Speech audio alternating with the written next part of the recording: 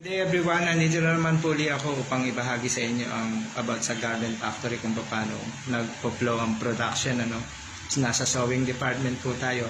Ito po yung sinabi ko kanina about sa time motion study.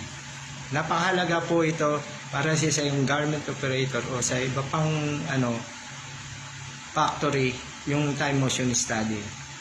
So bago po ang lahat ng yan, sana po paki-follow and subscribe na rin ako para sa mga latest update. Paki-like and share na rin para maibahagi ito sa marami. So ngayon po, umpisahan na po natin kung paano ang time motion study. Ano ibig sabihin ng time motion study?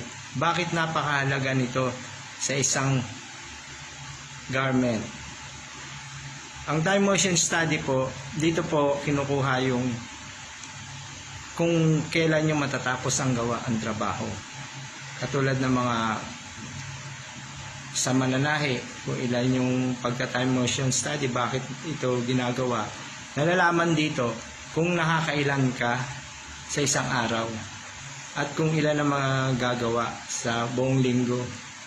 So dito pa lang, nakikita na nila kung mamimit ba nila yung due date or hindi. Diyan pa lang nakikita. Bukod pa ron, marami pa po yun. Ang pagka-time motion study po, dito rin po kinukuha ang presyo na ibinibigay sa mga piece rate. Ayan. Dito rin po kumukuha ng presyo.